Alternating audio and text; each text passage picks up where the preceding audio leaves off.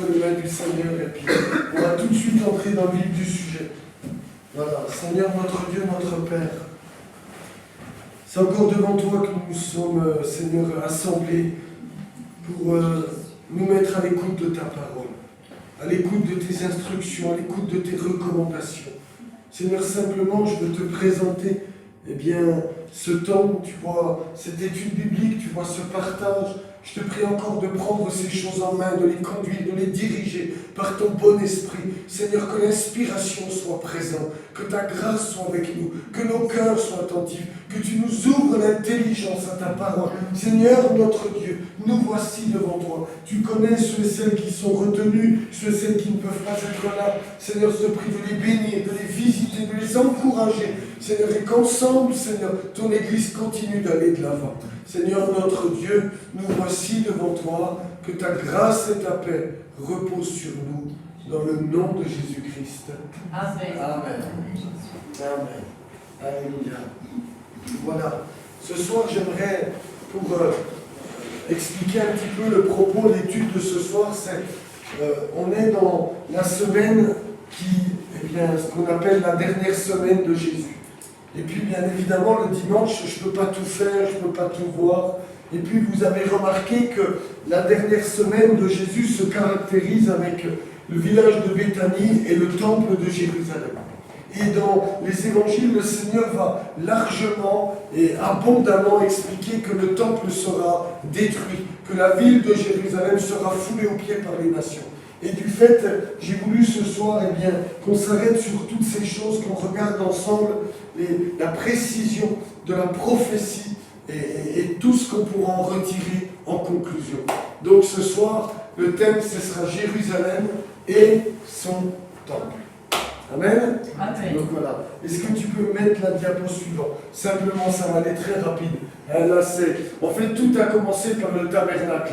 Le premier temple, quelque part, c'était un temple portatif, où on pouvait le démonter, le remonter, le tabernacle. Ensuite, il y a eu le premier temple de Salomon, et puis toute la sacrificature, etc.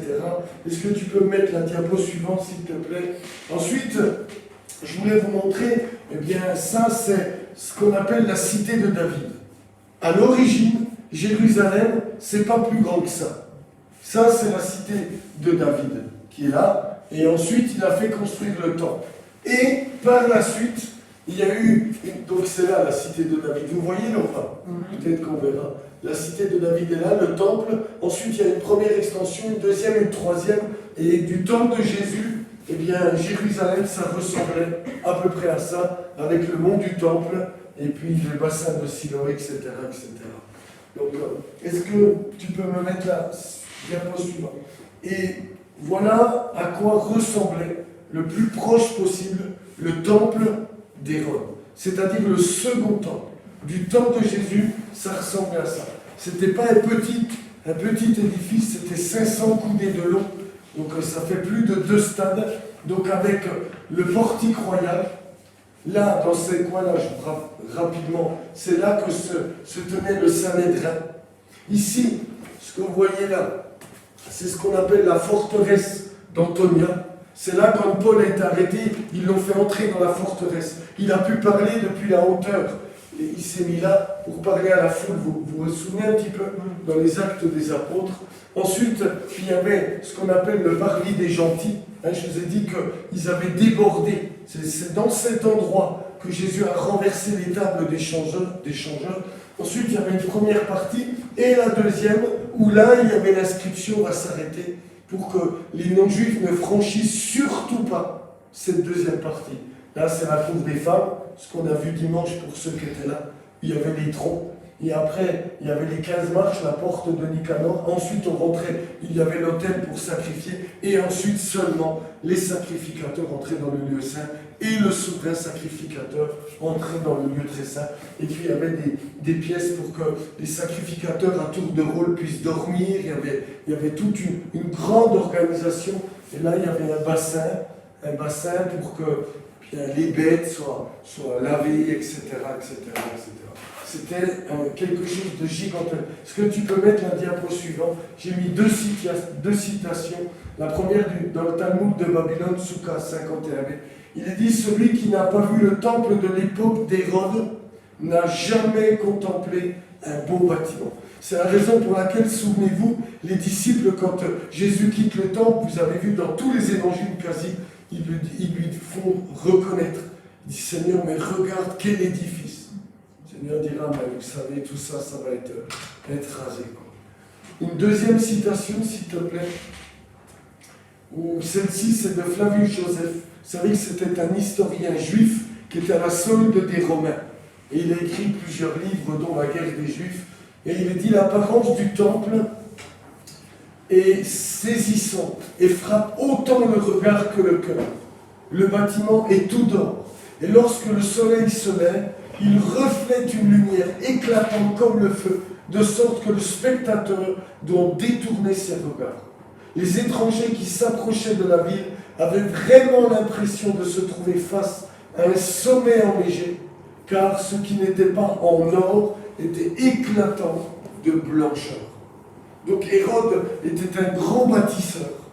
Il a fait des choses étonnantes, son palais, Massada, Hérodion, où il a été enterré à Bethléem, le second temple, mais il a fait des choses incroyables. Et le temple de Jérusalem était quelque chose de phénoménal. Tu peux peut-être juste remettre la diapo pour Lucienne qui vient d'arriver. Donc le temple, c'était ça. Toute cette partie-là. Quand il est question de Jésus qui est dans le temple, quand on a parlé de la veuve, il était là. Quand il chasse, il est dans cette partie-là. Mais jamais il est entré là-dedans, dans le lieu saint ou très saint. On est d'accord? Quand il est question du temple dans la ville, il est dans cette grande partie. Quand je reviens, excusez pour Lucien, quand il est question de Joseph qui a amené dans la forteresse, c'est dans cette partie-là. Paul, pardonnez-moi, merci. Très bien, très bien. C'est très bien, merci. C'est là, la forteresse d'Antonia. Il y avait 3 petites et une grande tour qui contrôlaient tout. Ils venaient surtout pendant les jours de fête pour qu'il n'y ait pas d'émeute, pour qu'il n'y ait pas de contestation, donc ils se postaient là. C'était vraiment aux Romains. Et c'est l'armée romaine qui avait une vue sur tout le monde du temple, pour au cas où il y avait une émeute. Ça, c'est le portique royal, ce que j'ai expliqué il y a 2 dimanches. Et là, en fait, vous ne le voyez pas, c'est comme là, il y avait toutes des colonnes, c'est cette partie-là qui est en face du temple qu'on appelait le portique de Salomon. Vous savez où il est dit dans les Actes que quand les disciples allaient au temple, c'est sous le portique de Salomon qu'ils se réunissaient. Parce que c'était tellement vaste, tellement grand qu'il y avait de la place pour tout le monde. Donc voilà en gros, je ne peux pas rentrer dans tous les détails. Est-ce que tu peux continuer? On s'est arrêté à la 2e citation. Je voudrais regarder avec vous juste quelques points sur ce qu'on a retrouvé dans l'archéologie. Là, c'est une des pierres, vous avez vu? On les voit là et là. Une des pierres qu'on appelle le soreg, c'est-à-dire, ça signifie la grille. On en a retrouvé 2 exemplaires, un entier et un qui est cassé d'une partie. Et c'est sur cet exemplaire où il est dit défense à tout étranger. Donc, quand il est question d'étrangers, c'est tous les non-juifs. Défense à tout étranger de franchir la barrière et de pénétrer dans l'enceinte du sanctuaire. Quiconque aura été pris sera lui-même responsable de la mort qui s'en suivra. Donc, selon la tradition, je vais dire comme ça, cette clôture faisait 1m30 et portait le nom de soreg, c'est-à-dire c'est une grille. C'était la 2e et dernière partie où, pour les juifs, les non-juifs là, ils pouvaient être mis à mort. Tu peux mettre la diapo suivante, regardez. C'est Flavius Joseph. Et l'historien Flavius Joseph, qui était un témoin oculaire de l'assaut romain contre Jérusalem en l'an 70, rapporte ces paroles du général Titus. Titus parle aux Juifs et dit « N'est-ce pas vous qui avez intercalé des stèles gravées proclamant que personne ne doit franchir ce parapet?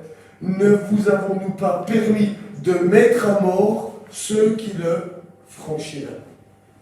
Donc, ils ont retrouvé des pierres avec l'inscription, et Flavius Joseph parlait de cet endroit qui, si un non-juif le franchissait, les Romains avaient donné l'autorisation de mettre à mort.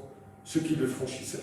C'est de cela, je le répète pour tout le monde, que tout le monde comprenne, quand Paul aux Éphésiens dit « il a renversé le mur qui nous séparait », il parle de ça, de ce mur qu'il y avait entre les Juifs et les non-Juifs, et nous avons aujourd'hui, par l'Esprit, accès à Dieu comme eux ont accès à Dieu. D'accord? C'est bon, c'est clair pour tout le monde? On continue. Je continue encore avec un petit peu d'archéologie pour vous montrer ce qu'on a trouvé. C'est la pierre, en fait, c'est ce qu'on appelait le pinacle, où Jésus, vous savez, a été tenté sur le haut du temple. C'est à cet angle-là. Et quand les Romains ont tout renversé, ça, si vous voulez, c'est le mur de soubassement. En fait, le temple était encore au-dessus, le portique royal. Aujourd'hui, ce qu'on appelle le mur des lamentations, le kotel, le mur occidental, c'est le soubassement du temple. Ce n'était pas le temple, c'est la première partie qui soutenait tout. Et il y a juste une toute petite partie qui reste de l'archéologie avec quelques endroits là. Ça, c'est la mosquée d'Al-Aqsa aujourd'hui. Donc c'était cette partie-là où Jésus a été tenté. Et cette partie-là, ils ont retrouvé la pierre en hébreu où il est dit pour le lieu du signal sonore qui. Ça s'arrête là, elle est cassée. Et grâce au Talmud babylonien, il est dit qui sépare le sacré du profane. Et en fait, le souverain sacrificateur se mettait, comme on le voit là, à cet endroit-là. Et c'est là qu'il sonnait du chauffard. Pour le jour des expiations, quand c'était Shabbat, quand il y avait les fêtes, etc. C'est à cet endroit-là qu'il se mettait. Là, il y avait une pierre. Là, je ne sais pas si vous arrivez à voir. On voit que c'est un peu écrit là. Il y avait cette inscription. Donc, il se mettait là et il sonnait de toutes ses forces pour que Jérusalem puisse entendre que c'était Shabbat, que c'était la fête des expiations, etc., etc., la fête des trompettes, et on a retrouvé aussi cette pierre dans les fouilles archéologiques. Mais les fouilles archéologiques, aujourd'hui, il faut savoir, on n'a que ce qui est extérieur. Parce que c'est encore, je vais en parler, sous l'autorité jordanienne, donc ils n'ont jamais donné le droit de faire des fouilles. Et si aujourd'hui Israël avait le droit de faire des fouilles, on découvrirait, je suis sûr, des choses étonnantes. Mais il y a déjà eu un bon travail des archéologues israéliens, il y a déjà de quoi faire. Allez, on continue.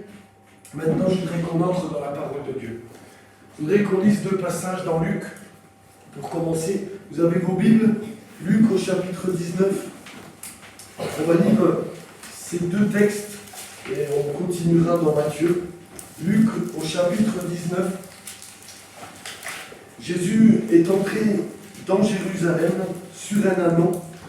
Et au verset 41 du chapitre 19, voici ce qui est dit pour ceux qui n'ont pas la Bible, je l'ai quand même mis là. Il est dit ceci, comme Luc chapitre 19 a dit. Oui, c'est bon, super. Chacun son rythme, il n'y a pas de souci. Comme il approchait de la ville, Jésus, en la voyant, pleura sur elle et dit, si toi aussi, au moins en ce jour qui t'est donné, tu connaissais les choses qui appartiennent à ta paix, mais maintenant, elles sont cachées à tes yeux. Il viendra sur toi des jours où tes ennemis t'environneront de tranchées, t'enfermeront, te serreront de toutes parts. Ils te détruiront, toi et tes enfants au milieu de toi. Et ils ne laisseront pas en toi pierre sur pierre, parce que tu n'as pas connu le temps où tu as été visité. Là, on est particulièrement dans cette dernière semaine. C'est très intéressant de voir que Luc va aller droit au but. Luc, lui, va annoncer à plusieurs reprises, on va le voir, dans 3 passages, la destruction du temple et de la ville de Jérusalem. Tandis que là, nous étions dans Marc. Marc, lui, il va maudire le figuier. Il y a toute une symbolique. Mais Luc, quelque part, il va aller droit au but. Il va expliquer que, n'ayant pas reconnu, n'ayant pas connu le temps de la visitation, ils vont avoir Jérusalem et le temple. Ce n'est pas tous les Juifs, ce n'est pas tout Israël, qu'on soit bien d'accord. Parce que sinon, on entre dans ce qu'on appelle la théologie du remplacement, où Israël est banni et c'est l'Église qui remplace Israël. Ça, c'est faux. Souvenez-vous que les premiers disciples étaient des Juifs, Pierre, Paul, Jean, etc. Pendant des dizaines d'années, c'est eux qui ont évangélisé, c'est eux qui ont amené l'évangile aux nations. Donc on est d'accord là-dessus, c'est très important. Mais Jésus pleure parce qu'ils n'ont pas connu le temps. Et il dit, il ne restera pas pierre sur pierre. Et on trouve un deuxième passage dans le chapitre 21, et juste le verset 6. Les jours viendront. Donc il sort du temple et puis ils vont lui dire, ils vont lui faire remarquer les belles pierres, les offrandes, etc., qui faisaient l'ornement du temple. Comme on a lu Flavius Joseph, c'était tellement beau que ça éclairait comme un mont enneigé. Et au verset 6, Jésus va dire, les jours viendront où de ce que vous voyez, il ne restera pas pierre sur pierre qui ne soit renversée. C'est la deuxième fois que Jésus dit, il ne restera pas pierre sur pierre. D'accord? Maintenant, j'aimerais qu'on aille dans l'évangile de Matthieu et qu'on s'arrête sur la parabole de Matthieu 22. Parce qu'elle est extrêmement intéressante.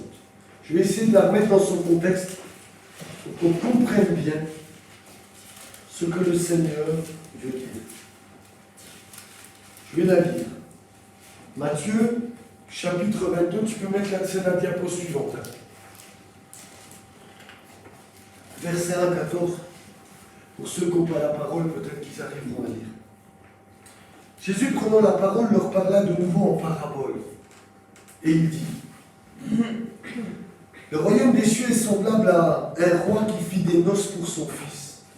Il envoya ses serviteurs appeler ceux qui étaient invités aux noces, mais ils ne voulurent pas venir. Il envoya encore d'autres serviteurs en disant, dites aux conviés, voici, j'ai préparé mon festin, mes bœufs et mes belles grâces sont tués, tout est prêt, venez aux noces. Mais sans s'inquiéter de l'invitation, ils s'en allèrent. Celui-ci à son champ, celui-là à son trafic, et les autres se saisirent des serviteurs, les outragèrent et les tuèrent. Le roi fut irrité, il envoya ses troupes, fit périr ses meurtriers et brûla leur ville. Alors il dit à ses serviteurs, les noces sont prêtes, mais les conviés n'en étaient pas dignes. Allez donc dans les carrefours et appelez aux noces tous ceux que vous trouverez. Ses serviteurs allèrent dans les chemins, rassemblèrent tous ceux qu'ils trouvèrent, méchants et bons, et la salle des noces fut pleine de convives. Le roi entra pour voir ceux qui étaient à table, et il aperçut là un homme qui n'avait pas revêtu un habit de noces. Il lui dit, mon ami, comment es-tu entré ici sans avoir un habit de noces? Cet homme eut la bouche fermée. Alors le roi dit aux serviteurs, liez-lui les pieds et les mains, jetez-le dans les ténèbres du dehors, où il y aura des pleurs et des grincements de dents, car il y a beaucoup d'appelés, mais peu d'élus. Amen et amen. C'est extrêmement important de replacer cette parabole dans son contexte. On est, comme je vous le dis depuis tout à l'heure, dans la dernière semaine. Et la dernière semaine, si vous m'avez bien suivi le dimanche, elle est caractérisée par Béthanie et le temple, mais quand Jésus est dans le temple, il est toujours soumis à l'opposition des sacrificateurs, des principaux sacrificateurs, quand il va renverser les tables. Ils vont dire, mais dis, t'es qui toi? Parce qu'en fait, c'est eux qui avaient donné l'accord pour que ça soit monté dans le portique royal. Normalement, c'était en bas du temple, à l'extérieur. Donc ils vont lui dire, mais quelle autorité as-tu pour faire cela? Il va y avoir une opposition. Il y aura une opposition avec les pharisiens. Quand ils vont lui dire, mais est-ce qu'il faut payer le tribut à César? Mais la Bible répète, il cherchait une occasion de le prendre par ses paroles. Ensuite, il y aura les Sadducéens qui eux ne croient pas à la résurrection. Oh maître, eh bien, un homme était marié à une femme, et puis il est mort, et puis le deuxième, le troisième, et puis elle a eu 7 maris. Lequel sera la résurrection? Vous connaissez tous ces passages. Ils vont chercher, et puis le Seigneur va leur faire comprendre que, eh bien, il comprend, il n'est pas dupe. Il va les traiter d'hypocrites, etc. Et donc, eh bien, ce passage-là de Matthieu, c'est extrêmement important de comprendre que quand ils vont se présenter, les souverains sacrificateurs et les anciens vont lui demander par quelle autorité il fait ces choses, le Seigneur va dire, je vais aussi vous poser une question. Et si vous y répondez, j'y réponds aussi. Et puis il va leur poser la question, Eh bien, le baptême de Jean, d'où venait-il? Des hommes ou du ciel? Et puis, vous connaissez l'histoire, ils n'ont rien répondu parce qu'il raisonnait entre eux. Si nous répondons du ciel, il nous dira pourquoi donc n'avez-vous pas cru en lui? Et si nous répondons des hommes, nous avons à craindre la foule, car tous tiennent Jean pour un prophète. Alors ils répondirent à Jésus, nous le savons. Et il leur dit à son tour, eh bien moi non plus, je ne vous dirai pas par quelle autorité je fais ces choses. Et regardez le verset 28. Matthieu 21, 28. Va dire que vous en sauve. Un homme avait 2 fils. Et s'adressant au premier, il dit, mon enfant, va travailler aujourd'hui dans ma vie. Il répondit, je ne veux pas. Ensuite, il se repentit et il alla. S'adressant à l'autre, il dit la même chose. Et ce fils répondit, je veux bien, Seigneur. Et il n'alla pas. Lequel des deux a fait la volonté du Père? Ils répondirent le premier. Et Jésus leur dit, je vous le dis en vérité, les publicains et les prostituées vous devanceront dans le royaume de Dieu. Car Jean est venu à vous dans la voie de la justice. Vous n'avez pas cru en lui. Mais les publicains et les prostituées ont cru en lui. Et vous, qui avez vu cela, vous ne vous êtes pas ensuite repentis pour croire en lui. C'est très intéressant parce qu'on se rend compte que Jésus va tenter une dernière fois de les amener à la raison. Que vous en sortez? Regardez, un homme avec... Puis ils vont bien répondre. Et puis le Seigneur va embrayer. Je continue, verset 33. Écoutez une autre parabole. Il y avait un homme, maître de maison, qui planta une vigne. Il l'entoura d'une haie, il creusa un pressoir et bâtit une tour, puis il la ferma à des vignerons et quitta le pays. Lorsque le temps de la récolte fut arrivé, il envoya ses serviteurs vers les vignerons pour recevoir le produit de sa vigne. Les vignerons s'étant saisis de ses serviteurs, battirent l'un, tuèrent l'autre et lapidèrent le troisième.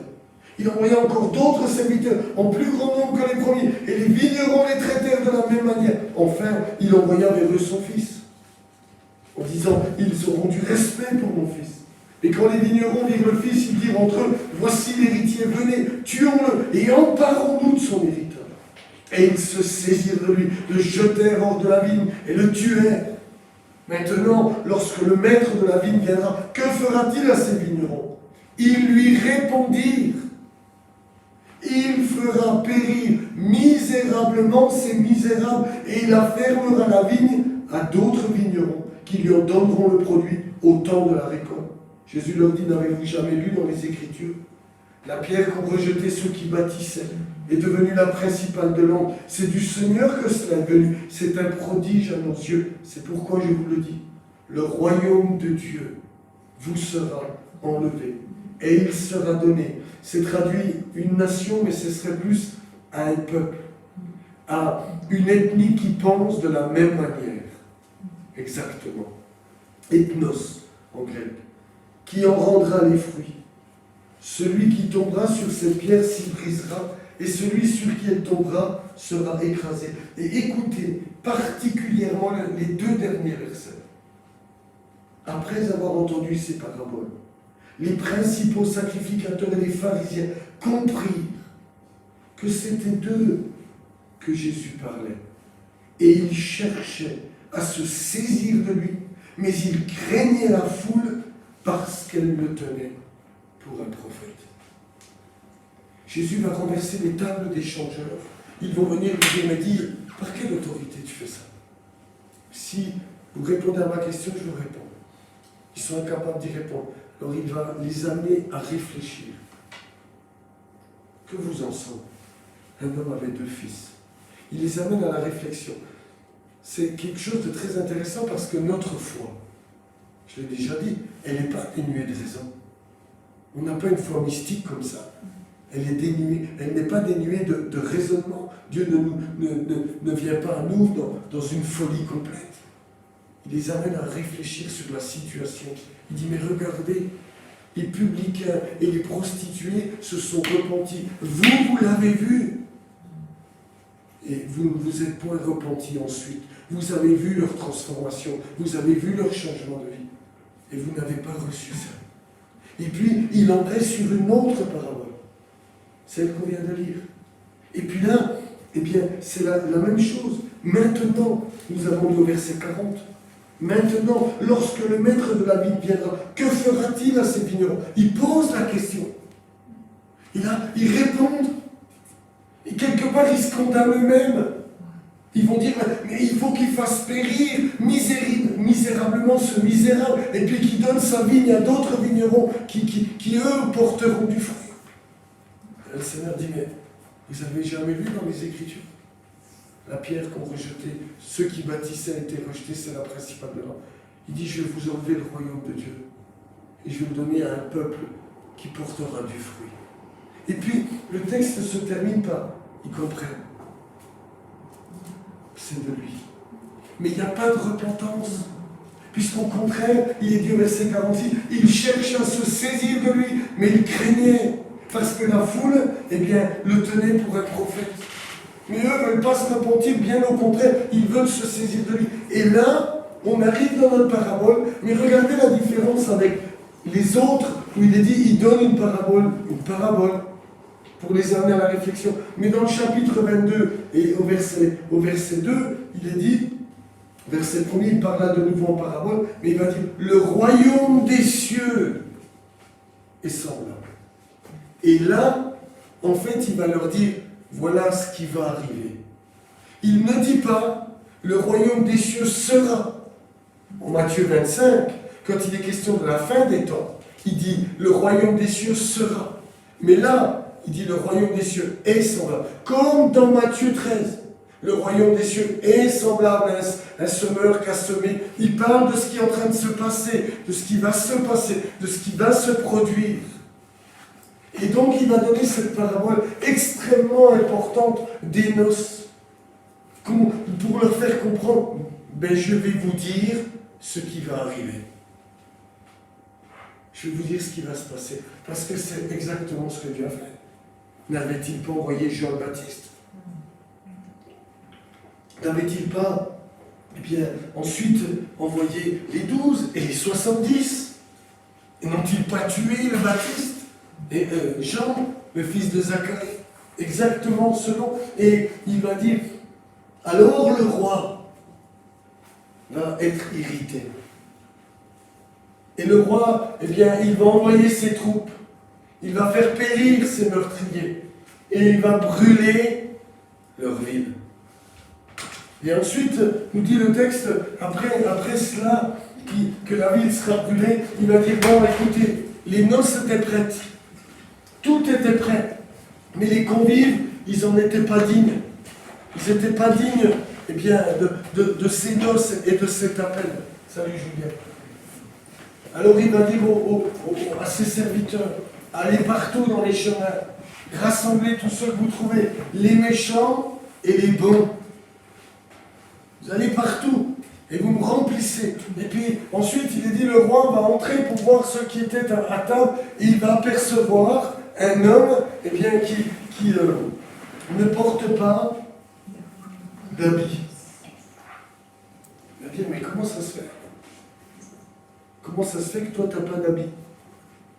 Il va dire, tu sors. Et il va conclure en disant, il y a beaucoup d'appelés, mais peu d'élus. C'est très intéressant parce que, à travers cette parabole, Jésus est en train de leur dire exactement ce qui va se passer. Et à partir de maintenant, on va entrer dans les détails de l'histoire. En fait, je vous fais court et après je rentre dans les détails. Jésus est en train de dire qu'à cause du rejet du Messie, des serviteurs du Messie, de la mort du Messie, de la mort de Jean, Jérusalem va être détruite. La ville sera brûlée. Et l'évangile va se répandre aux quatre coins de la terre. Les bons et les méchants, tous seront part, sans exception. Parce que les habits, tu peux mettre s'il te plaît la diapo suivante. L'usage oriental d'offrir aux invités un manteau de fête, kaftan on appelle ça, avec lequel ils pouvaient se présenter convenablement à la cour d'un prince. Parce que très souvent, et dans ce cas-là, c'est les pauvres, c'est ceux qui n'ont rien qui sont aussi invités, les bons comme les méchants. Mais pour qu'ils puissent être convenablement vêtus à la salle des noces, on leur offrait des habits. C'était la coutume. Souvenez-vous de Samson. Qu'est-ce qu'il propose aux Philistins pendant ses noces? Des chemises. Parce que c'était la coutume. On offrait des habits pour que tout le monde... Et donc, ce vêtement serait ainsi un don gratuit. Et celui qui l'aurait méprisé serait sans excuse. Parce que le Seigneur est en train d'expliquer, Jérusalem va être détruit, le temple va être détruit, la ville va être brûlée, mais l'évangile va se répandre, l'évangile de la grâce de Dieu va aller jusqu'aux extrémités, dans les carrefours, dans les chemins, et les bons et les mauvais vont pouvoir avoir part, tous sans exception, non plus seulement le juif, mais tous ont droit à la grâce de Dieu. Et personne n'aura des excuses au dernier jour. Vous me suivez? C'est de cela que Jésus est en train de parler. Le royaume des cieux est semblable. Après tout ce refus, après toutes ces dernières tentatives, ce n'est plus des miracles. Il tente de les faire raisonner, que vous ensemble. Il donne des paraboles. Et malgré ça, ils ont très bien compris. C'est marqué, c'est pas moi qui le dis. Ils comprirent le texte, mais ils voulaient quand même se saisir de lui. Alors là, le Seigneur donne une dernière parabole. Le royaume des cieux, voilà ce qui va se passer. Voilà ce que Dieu va faire. Maintenant, je voudrais qu'on entre dans les détails. Tu peux mettre la diapo suivante, s'il te plaît. On va regarder l'histoire de Jérusalem. Voilà comment tout a commencé. En 66, après Jésus-Christ, il y avait un préfet, Gaius Florus, envoie des hommes pour prélever 17 talents dans le trésor du temple, dans la cour des femmes où il y avait les troncs. On est d'accord? Il envoie là quelque part, il profane le temple et il prend cet argent. Et à partir de là, va naître un conflit. Un conflit où les Juifs vont commencer à en avoir plus cassé. Et surtout les Zélotes de cette histoire-là.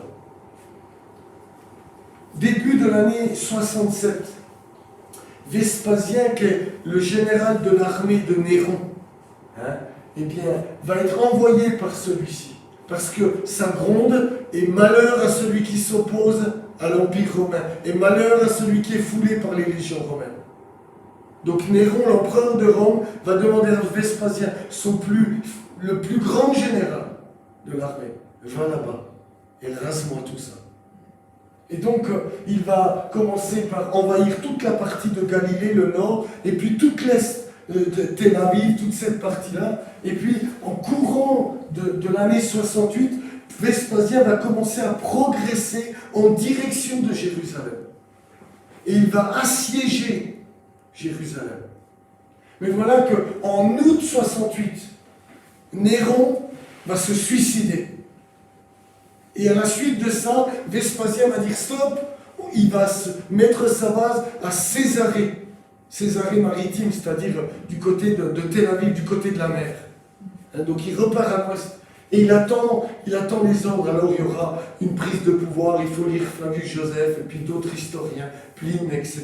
Ils vont expliquer que l'un va vouloir prendre le pouvoir, il va se faire tuer, un deuxième, et puis je crois un troisième. Et puis il est dit en juillet 69, c'est-à-dire presque une année plus tard, c'est l'armée romaine, puis ensuite le Sénat qui va demander à Vespasien de devenir l'empereur, parce qu'il était considéré, parce qu'il était admiré par beaucoup.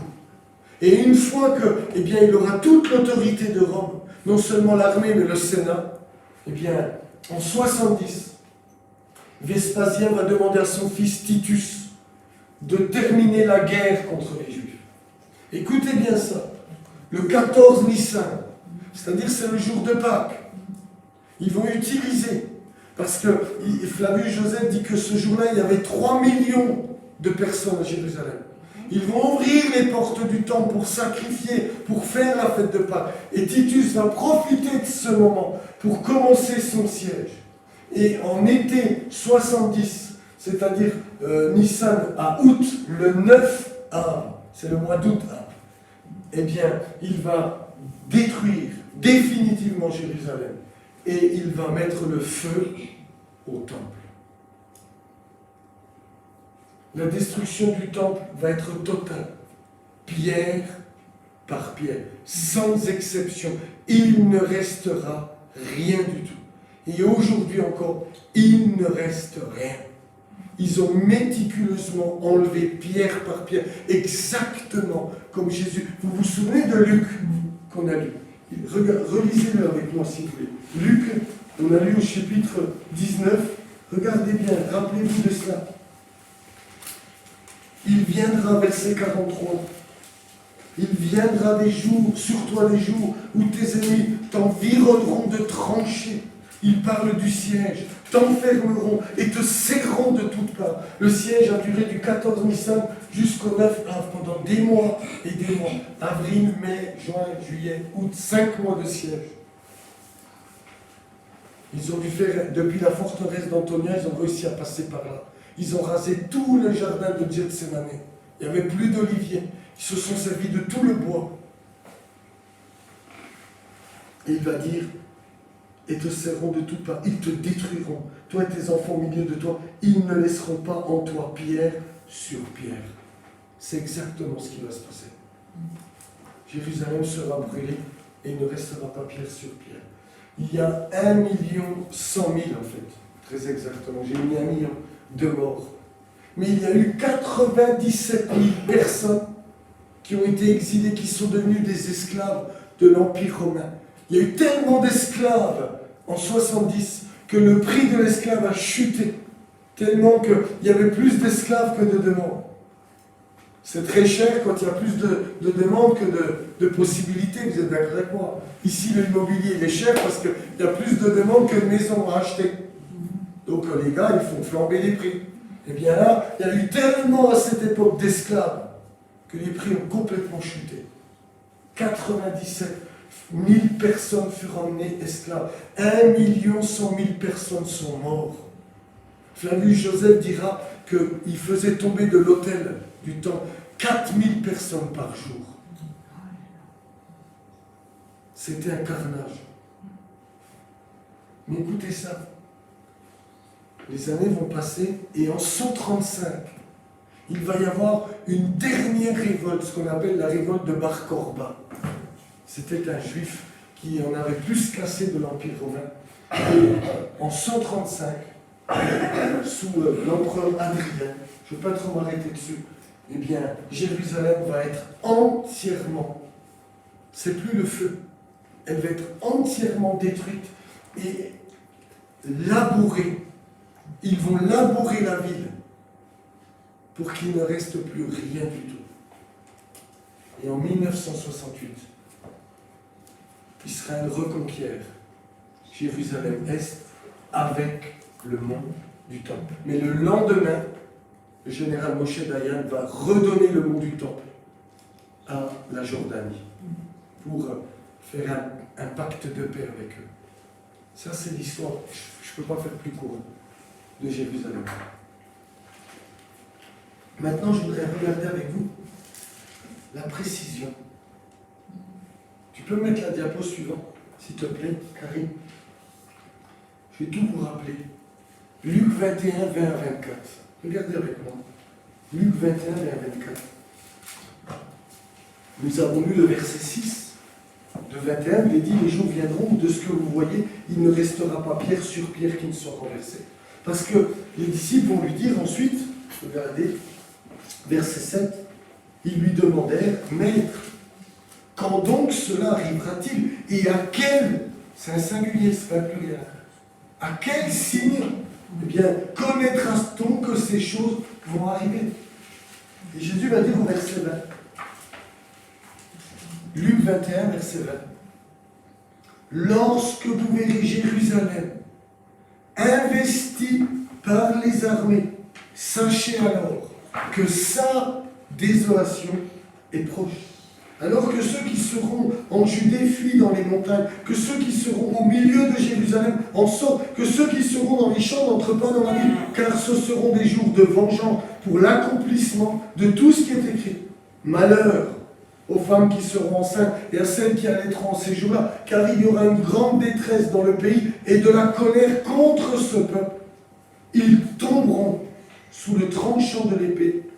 Ils seront emmenés captifs parmi toutes les nations et Jérusalem sera foulée aux pieds par les nations jusqu'à ce que les temps des nations soient accomplis. Vous ne trouvez pas ça extrêmement précis? Ils t'enfermeront de tranchées. Il y aura un état de siège. Il y aura des armées qui vont assiéger Jérusalem. Et vous serez amenés captifs. 97 000 esclaves, je vous ai dit. Parmi toutes les nations, quand Israël est rentré dans sa terre en 48, vous savez de combien de pays du monde ils sont revenus? Est-ce que quelqu'un sait? Marie, vous savez? Non. 140. 140 pays, 140 nationalités étaient de retour. Ils ont été dispersés jusqu'aux extrémités de la terre. Comme le Seigneur l'a annoncé, avec tellement de précision. Jérusalem investit. Mais il va parler de fuite. Regardez la diapo suivante, s'il vous plaît. Je vais vous lire des textes. Là, c'est pas Flavius Joseph, c'est Eusèbe de Césarée. C'était un père de l'Église, il a écrit un livre, c'est Histoire ecclésiastique. Jésus a dit, quand vous verrez ça, il faut fuir. Vous êtes d'accord avec moi? Mais vous avez entendu ce que je vous ai dit.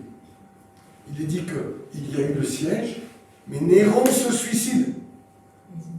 Donc, ils sont revenus en arrière. Écoutez ce qu'il dit. De plus, le peuple de l'église de Jérusalem reçut grâce à une prophétie transmise par révélation notable de l'endroit l'ordre de quitter la ville avant la guerre et d'habiter une ville de Pérée nommée Péla. Péla, c'est de l'autre côté du Jourdain dans la Décapole. Ce furent là que se transportèrent les fidèles du Christ après être sortis de Jérusalem, de telle sorte que les hommes saints abandonnèrent complètement la métropole royale des Juifs et toute la terre de Judée. La justice de Dieu poursuivit alors les Juifs pour avoir accompli de tels crimes contre le Christ et ses apôtres, faisant complètement disparaître d'entre les races, d'entre les hommes, cette race impie. Vous comprenez qu'il est un peu dur dans ses propos. Épiphane de Salamine, qui a écrit Patrologia sur la Grèce, il est dit, cette hérésie des Nazaréens, existe en Bérée, en Cilicie, Syrie, dans la Décapole, au voisinage du territoire de Péla, et en Basanitide, dans le village appelé Kokabé, en hébreu, etc. C'est là qu'elle a pris naissance. Après que tous les disciples eurent quitté Jérusalem et se furent installés à Péla, parce que le Christ avait dit de laisser Jérusalem et de trouver un endroit où se retirer à cause du siège que la ville devait supporter. Et ayant émigré pour cette raison en Pérée, ils s'y installèrent, comme j'ai dit. C'est ainsi qu'a pris naissance l'hérésie ces Nazaréens. Et il dira une autre fois, leur origine, il parle des Ébionites, remonte au temps qui suivit la prise de Jérusalem. En effet, comme tous ceux qui avaient cru au Christ s'étaient installés à cette époque-là en Pérée, pour la plupart d'entre eux dans une ville nommée Péla de la Décapole, mentionnée dans l'Évangile, près de la Batanée ou Bassanitide. Voilà ce que les historiens racontent. Les historiens disent, mais il avait été prophétisé que Jérusalem serait assiégée. Et nous savons par leurs écrits, bien qu'en fait, quand Jérusalem a été investie, ils se sont souvenus. Les disciples de Jésus se sont souvenus que le Seigneur avait dit, mais Seigneur, à quel signe il y aura la destruction? Quand vous verrez Jérusalem, fuyez. Et c'est la mort de Néron qui a permis cette fuite. Parce que tout s'est stoppé, ils ont eu le temps de fuir, ils ont eu le temps de partir. Et Jésus a dit, mais malheur aux femmes enceintes en ce jour, fuyez, ne vous retournez pas, parce que c'est arrêté, c'est certain. Jérusalem sera détruite, le temple sera détruit. Parce que avant Jésus, Daniel l'avait annoncé. Vous vous souvenez de ça pas? Il avait dit, le peuple d'un chef viendra, il détruira la ville et le sanctuaire. Daniel l'avait, quand le oin sera retranché et qu'il n'aura pas de successeur. Il avait annoncé déjà, alors que le deuxième temple n'avait encore pas été reconstruit, Daniel avait déjà annoncé sa destruction. Parce qu'ils se sont souvenus que la parole du Seigneur est certaine. Quand Dieu dit quelque chose, il faut l'écouter. Quand Dieu promet quelque chose, il faut comprendre que c'est très précis. Je voudrais continuer avec vous. Jérusalem foulée, brûlée, esclave parmi toutes les nations. La précision, elle est extraordinaire, n'est-ce pas? Mais regardez, je vais aller encore plus loin. Je voudrais qu'on lise le psaume 69. Psaume 69, et on va lire les versets 5 à 26. C'est un psaume messianique. Vous allez comprendre. Psaume 69, verset 5. Ils sont plus nombreux que les cheveux de ma tête, ceux qui me haïssent sans cause. Ils sont puissants, ceux qui veulent me perdre. Qui sont à tort mes ennemis. Ce que je n'ai pas dérobé, il faut que je le restitue. Ô Dieu, tu connais ma folie, et mes fautes ne te sont point cachées. Que ceux qui espèrent en toi ne soient pas confus à cause de moi, Seigneur éternel des armées. Que ceux qui te cherchent ne soient pas dans la honte à cause de moi, Dieu d'Israël. Car c'est pour toi que je porte l'opprobre, que la honte couvre mon visage. Je suis devenu un étranger pour mes frères, un inconnu pour les fils de ma mère, car le zèle de ta maison me dévore. Et les outrages de ceux qui t'insultent tombent sur moi. Je verse des larmes et je jeûne. Et c'est ce qui m'attire l'opprobre. Je prends un sac pour vêtements. Je suis l'objet de leur sarcasme. Ceux qui sont assis à la porte parlent de moi. Et les buveurs de liqueurs fortes me mettent en chanson. Et je t'adresse ma prière, ô Éternel. Que ce soit le temps favorable, ô Dieu, par ta grande bonté. Réponds-moi en m'assurant ton secours. Retire-moi de la boue et que je n'enfonce plus. Que je sois délivré de mes ennemis et du gouffre. Que les flots ne m'inondent plus. Que l'abîme ne m'engloutisse pas. Et que la fosse ne se ferme pas sur moi. Exauce-moi, Éternel. Car ta bonté est immense dans ta grande compassion. Tourne vers moi les regards et ne cache pas ta face à ton serviteur. Puisque je suis dans la détresse, hâte-toi de m'exaucer. Approche-toi de mon âme, délivre-la, sauve-moi à cause de mes ennemis. Tu connais mon opprobre, ma honte, mon ignominie. Tous mes adversaires sont devant toi. L'opprobre me brise le cœur et je suis malade. J'attends de la pitié, mais envers des consolateurs et je n'en trouve aucun. Ils mettent du fiel dans ma nourriture et pour apaiser ma soif, ils m'abreuvent de vinaigre. Que leur table soit pour eux un piège et un filet au sein de leur sécurité. Que leurs yeux s'obscurcissent et ne voient plus et fais continuellement chanceler leurs reins. Répands sur eux ta colère et que ton ardente fureur les atteigne. Que leur demeure soit dévastée, qu'il n'y ait plus d'habitants dans leurs tentes, etc. etc. C'est très intéressant ce psaume. Dans la tradition chrétienne, il n'est pas considéré comme un psaume messianique. Mais si on est un temps soit peu attentif, ceux qui me haïssent sans cause, Jean 15, 25. Jésus va dire, ils me haïssent sans cause. Ensuite, il dit, le zèle de ta maison me dévore. Vous vous souvenez, Jean chapitre 2, verset 17. Apaiser ma soif, ils mettent du fiel dans la nourriture, pardonnez-moi. Matthieu 27. Pour apaiser ma soif, Jean 19. En fait, tout ce psaume parle des souffrances du Messie, parle de son zèle, parle de ses cris, parle de ses douleurs. Il cherche des consolateurs et n'en trouve pas. Mais ce qui est très intéressant, c'est de lire le plus surprenant de tout. C'est le verset 23. Il est dit, il met du fiel dans ma nourriture pour apaiser ma soif, il m'abreuve de vinaigre. Donc ça, c'est la croix. On est d'accord. Pas besoin de lire les textes de Matthieu ou de Jean, vous le savez. Et il va dire que leur table soit pour eux un piège et un filet au sein de leur sécurité. Je voudrais lire avec vous deux passages. Le premier, c'est dans Malachie. Regardez comment la Bible considère la table.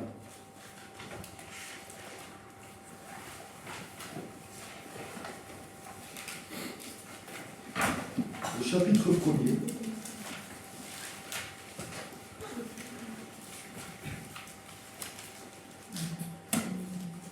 et le verset 7. Le Seigneur se plaint, je peux même lire à partir du verset 6.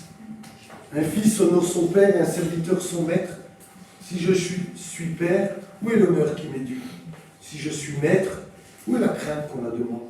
Dit l'Éternel des armées à vous, sacrificateurs, qui méprisez mon nom. Sacrificateurs, hein. D'accord? Ceux qui servent au temple. Vous offrez sur mon autel des aliments impurs. Et vous dites, en quoi t'avons-nous profané? C'est en disant, la table de l'Éternel est méprisable. Quand il dit que la table soit pour un piège, il parle de l'autel. On va lire un autre texte pour que je confirme. C'est dans Ézéchiel. Ézéchiel au chapitre 44. Ézéchiel, chapitre 44, regardez. Chapitre 44 d'Ézéchiel, c'est presque à la fin du livre. Et on va lire juste le verset 15. Mais les sacrificateurs, les Lévites, fils de Tsadok, qui font le service dans mon sanctuaire, quand les enfants d'Israël s'égaraient loin de moi, ceux-là s'approcheront de moi pour me servir. Et se tiendront devant moi pour m'offrir la graisse et le sang, dit le Seigneur l'Éternel. Ils entreront dans mon sanctuaire, ils s'approcheront de ma table pour me servir, ils seront à mon service. Je ne lis pas plus, mais vous avez compris. Quand il est question de la table, c'est l'autel. Vous vous souvenez ce que je vous ai dit quand a commencé le siège, le 14 Nissan? Pourquoi ils ont ouvert le temple? Parce qu'il fallait sacrifier sur l'autel. Vous suivez toujours ou pas? Et c'est, Flavius Joseph raconte clairement que c'est là que Titus a saisi l'occasion pour entrer et commencer à porter un siège beaucoup plus important. Que leur table soit pour eux une occasion de chute. Ce n'est pas des petits détails, c'est tellement précis. C'est tellement précis. Je vais aller encore un petit peu plus loin avec vous, parce qu'il dit, je vous ai expliqué que ça c'est l'histoire. Qu'est-ce qui s'est passé dans la deuxième révolte en 135 qui a amené une définitive destruction? Ils ont labouré. Ils ont labouré Jérusalem. Ils l'ont passé à la charrue. Vous imaginez? Et maintenant, je voudrais qu'on lise Malachie. Malachie, au chapitre... Michée, pardonnez-moi. Michée. Autant pour moi. Michée, au chapitre 3. Michée, chapitre 3, verset 12. C'est le dernier verset du chapitre. Je pourrais même vous lire, mais je ne veux pas le faire, on pourrait lire plus haut. Si, allez, verset 11 quand même. Regardez. Ces chefs jugent pour des présents. Ces sacrificateurs enseignent pour un salaire. Et ces prophètes prédisent pour de l'argent. C'est tout le business du temple. Et ils osent s'appuyer sur l'Éternel et dire, l'Éternel n'est-il pas au milieu de nous? Le malheur ne nous atteindra pas. C'est pourquoi, à cause de vous, Sion sera labouré comme un champ. Jérusalem deviendra un monceau de pierre et la montagne du temple une sommité couverte de bois.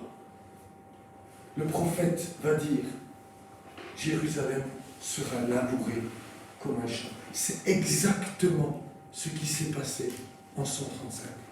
Et à partir de là, est-ce que tu peux mettre la diapo suivante, s'il te plaît? La ville a été appelée à Aelia Capitolina. Ça, c'est une mosaïque qu'ils ont retrouvée. Ça, c'était des colonnes, on appelle ça le cardo. Ça, c'était la porte de Damas. Ça, c'est le Saint-Sépulcre. Ils ont représenté Jérusalem. C'est Adrien. Et il est dit, Aelia vient du nom de la famille d'origine d'Adrien, de l'empereur de l'époque, Aelius, ce qui perpétue ainsi le nom du fondateur de la ville. Mais écoutez ça, Capitolina indique que la nouvelle cité est placée sous le patronage de Jupiter. Capitola, Dieu suprême de Rome.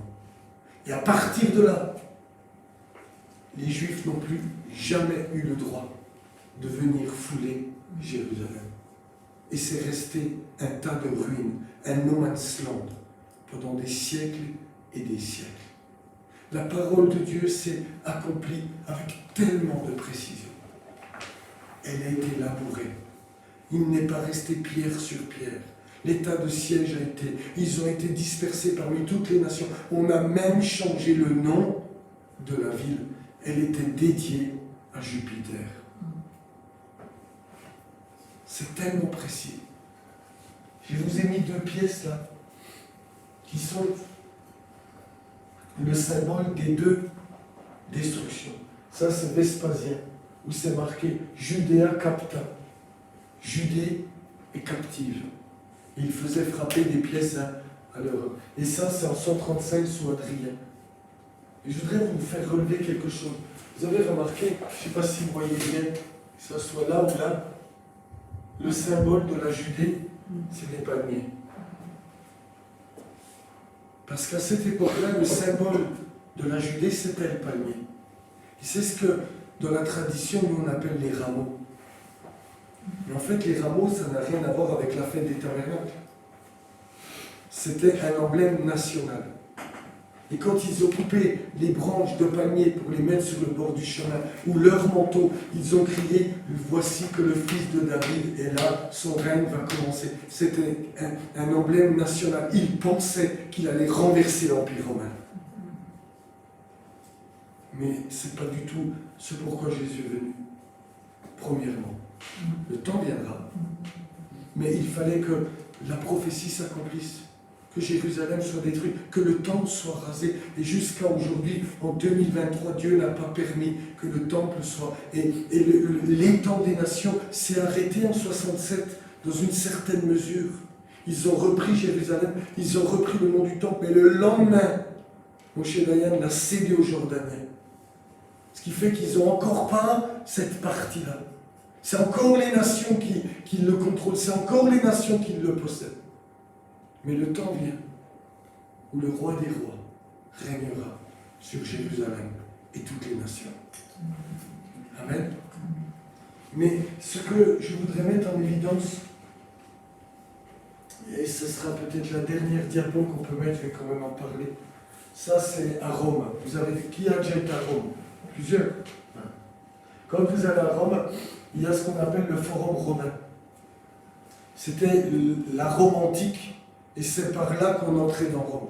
Et quand on entrait dans Rome, il fallait passer sous l'arc de Titus. Pour faire des photos, j'ai fait patienter ma femme 1 heure sous le soleil, parce qu'il y avait du monde, je voulais qu'on aille là. Et j'ai pris ces photos-là.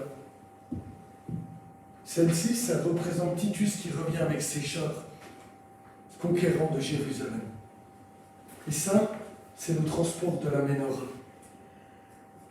C'est le transport de tout ce qu'ils ont pillé dans le temple. Et quand tu rentrais dans Rome, et la Rome antique, le forum romain, tu rentrais par là. On te faisait comprendre. Jérusalem, c'est fini. Maintenant, c'est nous. Mais moi, je veux dire, ça, c'est que mensonge. Parce que le roi des rois a dit qu'un jour, il régnera de la ville du grand roi. Jérusalem restera Jérusalem. Et frères et sœurs, la prophétie est en route. Dieu leur a redonné la terre, Dieu leur a redonné Jérusalem, le mont du temple leur sera redonné, les montagnes d'Israël leur sera redonné. Il faut qu'on comprenne que la parole prophétique est littérale. Quand il dit tu seras labouré, elle a été labourée. Quand il dit il ne restera pas pierre sur pierre, il n'est pas resté pierre sur pierre. Quand la Bible dit qu'il posera ses pieds sur le mont des Oliviers, c'est pas un autre endroit qu'il reviendra. Quand il dit que Jérusalem va retrouver toute la splendeur, il faut que nous nous attendions. C'est littéral, ça s'accomplira. Il ne faut pas nous faire croire que c'est spirituel. Ces choses vont s'accomplir. Nous ne savons pas ni le jour ni l'heure. Des choses encore doivent se mettre en place, c'est certain. Mais nous devons rester très attentifs à la parole prophétique. Et c'est Pierre, Je vous lis un dernier verset, après, je vous promets, je me tais. Dernier verset, dans la deuxième épître de Pierre. Regardez. 2 Pierre. Et on va lire. Je lis tout, mais je ne peux pas. Je vais juste lire le verset 18 pour expliquer. 2 Pierre 1, verset 18. Il dit, il parle de ce moment où ils sont, vous savez, sur la montagne de la transfiguration. Puis il va dire, et nous avons entendu cette voix venant du ciel, nous, lorsque nous étions avec lui sur la sainte montagne. Et il continue, et nous tenons pour d'autant plus certain la parole prophétique à laquelle vous faites bien de prêter attention, comme à une lampe qui brille dans un lieu obscur, jusqu'à ce que le jour vienne apparaître et que l'étoile du matin se lève dans vos cœurs, sachant tout d'abord vous-même qu'aucune prophétie de l'Écriture ne peut être un objet d'interprétation particulière, car ce n'est pas par une volonté d'homme qu'une prophétie a jamais été apportée, mais c'est poussé par le Saint-Esprit que des hommes ont parlé de la part de Dieu. Et même si ça tarde, elle s'accomplira, c'est certain. Et même si ce n'est pas de notre vivant, eh bien, ceux qui nous suivront, merci, et le verront, c'est certain. Et Pierre va dire, mais j'étais avec lui sur la montagne. C'est pas des paroles en l'air, j'étais là, j'ai vu la gloire, je l'ai vu transfigurer. C'est de cette manière qu'il reviendra. Et vous faites bien de prêter attention à la parole prophétique. Et plus que jamais, frères et sœurs, nous devons être un peuple qui lit les prophètes, qui s'intéresse aux prophètes. Peut-être qu'on ne comprendra pas tout, mais le temps voulu, Dieu se révélera à nos cœurs. Comme lorsque, en l'an 30, Jésus dira, Jérusalem sera investie par les armées. Quand vous verrez ça, fuyez. C'est arrivé 40 ans plus tard. Mais quand ils ont vu ça, ils se sont souvenus. Ils y ont cru. Et ils ont tous été gagnés, sauvés. Ils ont pu passer le Jourdain et aucun n'est mort. Selon les historiens. Il n'y a pas de raison de douter de cela. Parce que l'Évangile nous est parvenu par ces hommes-là. Et nous devons comprendre que tout ce qui est écrit s'accomplira à la lettre près. La parole de Dieu est certaine. Veillons, prions, parce que c'est sûr qu'elle s'accomplira. Avec nous, ou sans nous. Avec la main d'association de son peuple, ou sans son peuple, qui sera apostat, elle s'accomplira. Amen. Amen. Allez, je me tais. On va prier. Seigneur notre Dieu, ça m'émerveillait de voir avec quelle précision tu as parlé à tes disciples. C'est sûr qu'en leur temps, ces choses pouvaient paraître folles et étonnantes. Comment le temple que toi-même tu avais désiré pouvait être détruit de cette manière-là. Mais ce que tu dis s'accomplit toujours. Ce que tu promets est certain. Seigneur, je te prie que nous soyons une Église qui est attentive à la parole prophétique, qui ne la méprise pas, qui ne se mette pas à dire depuis le temps, mais qui veille et qui prie, qui s'attend à un accomplissement littéral de ta parole. Tu reviendras poser tes pieds sur le mont des Oliviers parce que Zacharie nous l'a dit. Cette montagne se fendra en deux parce que Zacharie nous l'a dit. Toutes les nations viendront dans la vallée d'Armageddon parce que ta parole nous l'a dit, parce que l'apôtre Jean l'a annoncé. Seigneur notre Dieu, je te prie de tout mon cœur de nous garder attentifs à la voix des prophètes, de nous garder sensibles à la voix du Saint-Esprit, pas à autre chose qu'à ta parole. Seigneur notre Dieu, merci, parce que tu nous as tout dit d'avance. Tu ne nous as pas laissés dans le flou. Nous avons tes promesses, que tu seras avec nous jusqu'à la fin du monde, que tu nous protégeras, qu'il est possible de paraître debout lorsque tu viendras, pour ceux qui auront su veiller et prier et obéir à ta parole. Garde-nous, Seigneur. Garde-nous des distractions. Garde-nous de tout ce qui éloigne de toi. Garde-nous de marcher à côté de ta voix et de ta volonté pour nous soumettre uniquement à ta parole. Seigneur, c'est ma prière pour ma vie personnelle, pour la vie de l'Église de Porto.